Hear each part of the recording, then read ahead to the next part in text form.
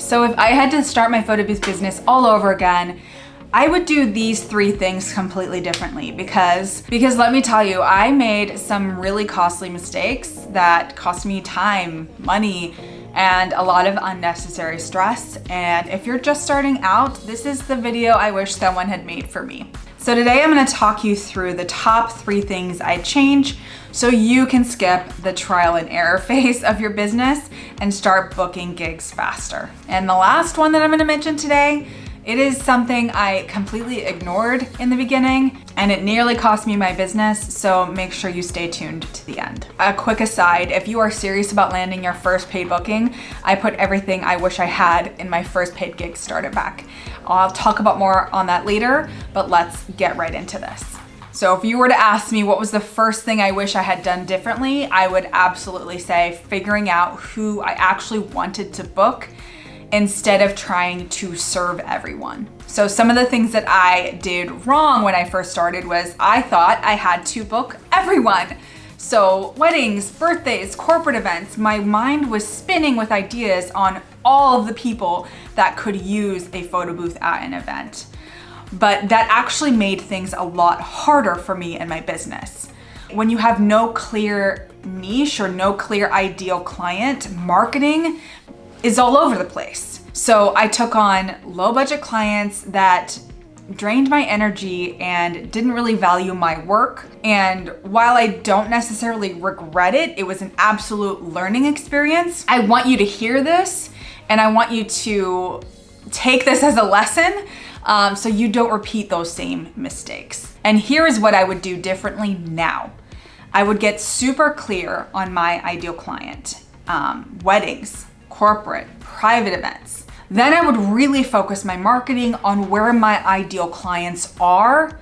So not just on social media, but in every kind of facet of my business, in my website, in everything. Then I would set pricing and branding to attract the right people, not bargain hunters. So I would make sure that literally every aspect of my business is dialed in to these ideal clients. And because I know that this is something that so many of you probably struggle with too, and I've heard it from you in my Instagram DMs, I put together an ideal client worksheet to help you really narrow down your ideal client. And I did a whole video on this that I'll also link below.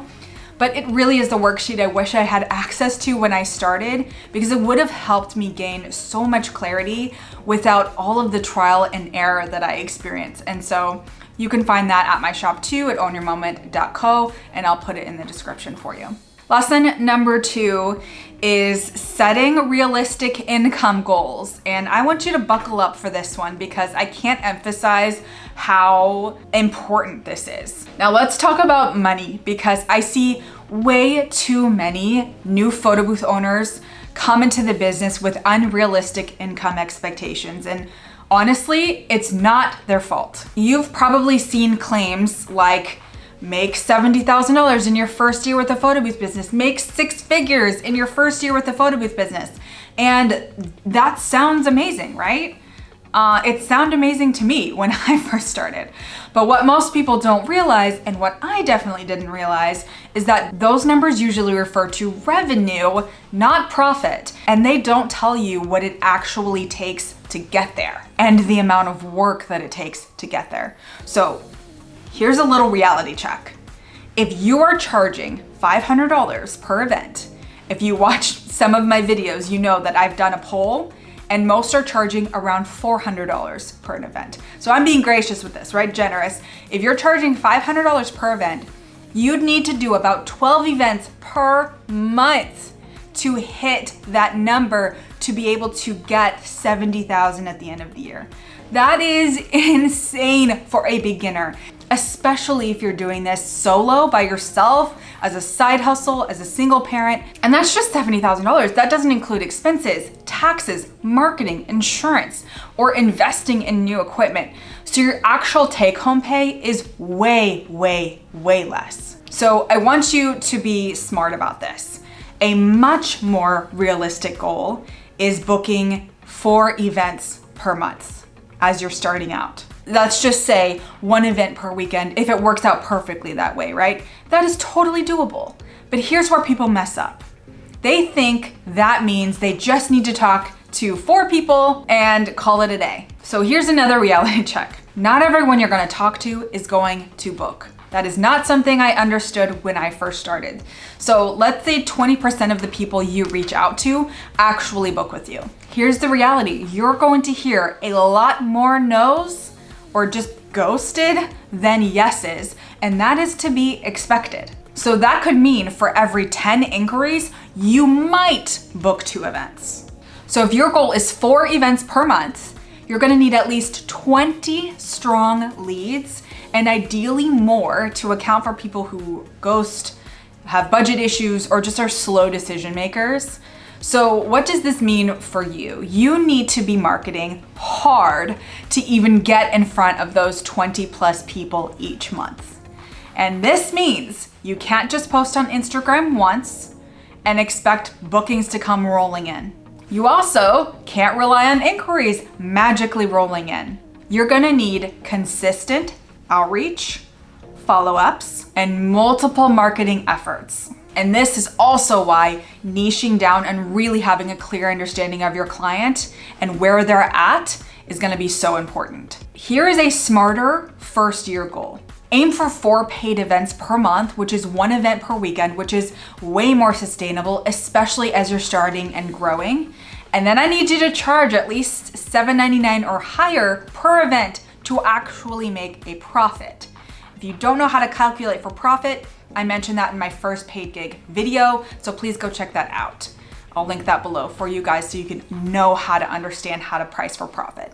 And then I want you to accept that your first year is about reinvestment, not huge profits. You may not even see a profit in your first year, and that's kind of to be expected. I think there's a statistic of it taking like a year or 2 years for any entrepreneur to see profit. I have the opinion that you can see profit way sooner with a photo booth business, but again, it depends on so many factors. But I think I just wanted to really be realistic with you guys so you can understand the amount of effort it takes in your marketing to be able to turn into leads.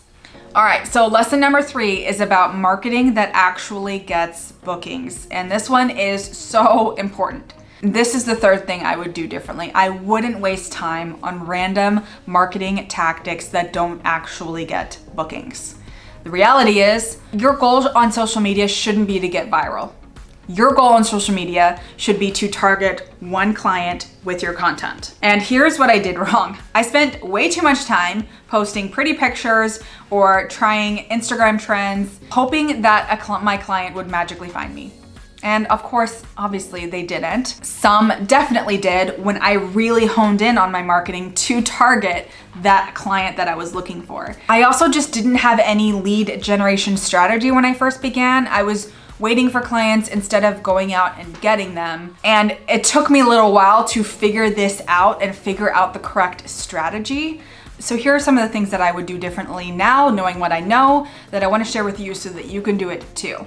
The first thing I would do would be to build relationships with vendors that are working with my ideal clients. And networking is always going to get you so much further than random social media posts. The second thing would be I would get listed on Google My Business immediately. This is free and brings real local leads and allows your clients to leave you reviews. Social proof is so important, especially as you're just getting started. So do that as soon as you can. And the other thing I would do was really amp up my email outreach and Instagram outreach instead of just waiting for inquiries. I see a lot of people just posting content, and what I want to see more of is people actually engaging with the ideal client that you're looking for. There's ways to connect with them on social media and build rapport, and those are going to be great clients. I got a lot of my clients that way when I first started. And if you're looking for tips and strategy on how to talk to these people, how to send emails, what to say in those emails, what to say in Instagram DMs, because obviously you can't write a long email in Instagram DMs, I have that all in the first paid gig starter pack. It's definitely worth it, so make sure you go check that out. So the big question here is, can you make a lot of money in the photo booth business? Yes, absolutely. But here's what it takes. It's gonna take hustle, strategy, and reinvestment. It took me 1.5 years of insane hustle, sacrifice, ton of trial and error and continual reevaluation of my strategy in order to hit that 6-figure mark. And if I were to give you any advice on how to do it, here is what I would recommend. Number 1, raise your prices to at least $1,000 per event. So 6 to 7 events per month. This is gonna take a lot of time and a real clear idea of your brand and value. You can't just randomly raise your price and expect clients to take that for what it's worth. You have to show why you're valuable, and you have to showcase excellently the experience you can provide them, right? The next thing would be expanding to corporate clients who are willing to pay premium rates and aren't emotionally attached to the dollar amount. I find wedding clients to be much more attached because it is their money or it's their parents' money. It's just an emotional attachment to some people. But with a corporate client, they have a yearly budget and they literally could not care less. Obviously, they're probably going to look for some sort of deal sometimes, but they've got a budget. They're looking for someone who can fulfill that need. The other thing I would do would offer add-ons early on, like custom wraps and audio guest books, to increase your profit per event. And then I would run my business full-time instead of as a side hustle.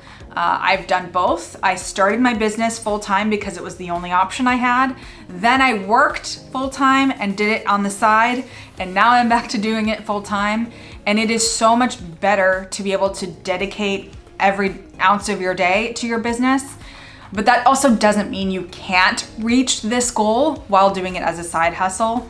It'll just require a lot of really focused, intentional, strategic marketing and effort. I've had a couple of really great interviews, if you scroll back, with people who have been able to manage it in so many different ways.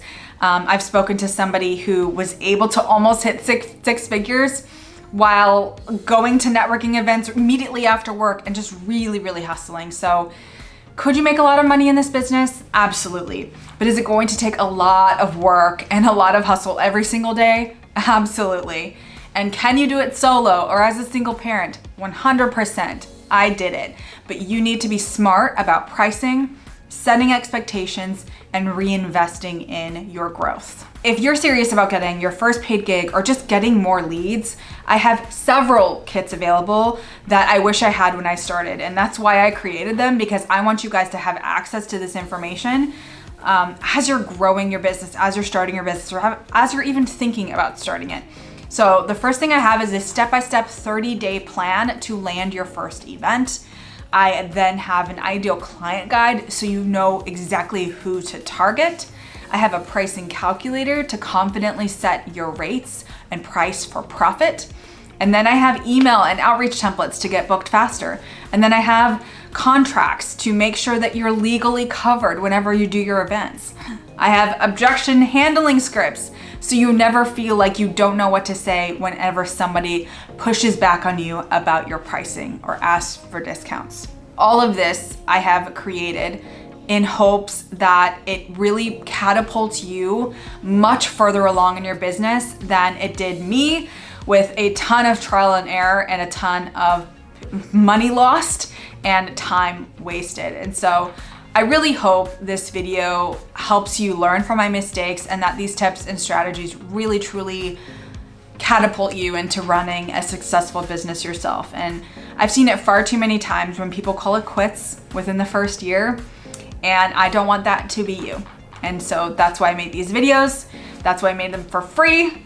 And I have tons of freebies available, and I just want you guys to be so successful. So thank you for watching, and I will see you on the next video.